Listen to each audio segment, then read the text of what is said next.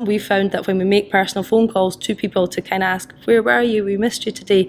That's the thing that actually makes them feel valued and goes, oh, you missed me? Oh, I'll be back next week. Or after that, they start to phone us to tell us if they're not going to come. So definitely kind of keeping that connection with them while you're in the activity, but also over the weeks when they maybe haven't come along. I'm not here to force you to do anything. I do what you want to do, I just make sure you're doing it safely and you feel comfortable. You like the treadmill? You'll go on the treadmill, but we can put an incline and go for a nice walk. And they go, all right, so I don't have to run. No, it's just give them an understanding, because the way anxiety and depression works, your head plays with you and tells you all these things that's, they'll say, oh, he's going to have you doing push-ups in front of everybody. I'm going to embarrass you. Whereas I'm there just to reiterate that over and over again. I'm not here to embarrass you. I'm not here to make you do what you don't want to do or forcefully do it. If you say to me at any point, right, Craig, that's me done, no worries, we'll stop there and we'll get you booked back in again. And you earn a level of trust. And when you get that trust, then they look forward to coming back. And when you're sitting on the treadmill or you're sitting on a bike chatting to them, they're not talking about your condition, if I deal with that other life. They're not talking about, any medication you're on, anything like that. We've dealt with all that. So it's about, again, what you've been up to. And they enjoy that comfort, that chat, and that's what they're getting. That's the whole process there, eh? I mean, mental health issues or not, I'd like to hope that I'm fairly well educated. I don't like to be patronised for a start.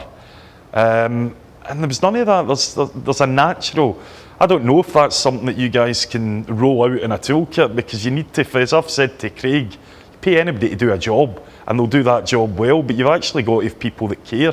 The key factor is having the right person delivering the programme.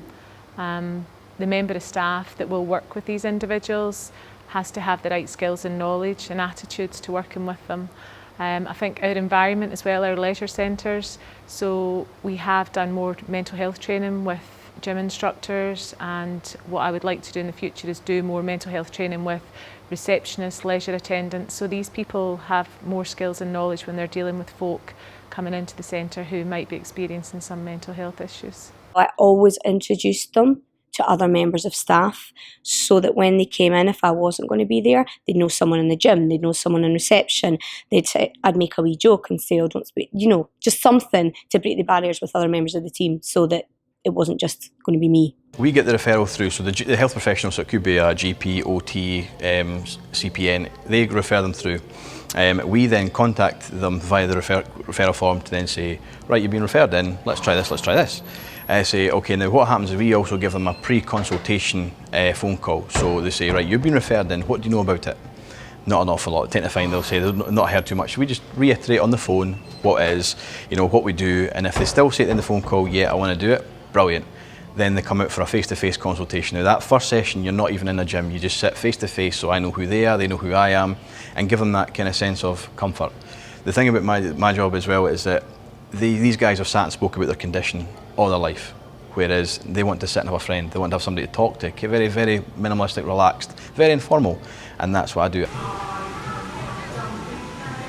To make those sessions so successful, I think in the delivery, it really is about being really engaged and open with the child and the parent, so building a relationship with that child so that they feel when they walk into the class they're really welcome, and becoming a familiar face almost, that they know when they come into that class that they're going to have fun and what you're going to provide.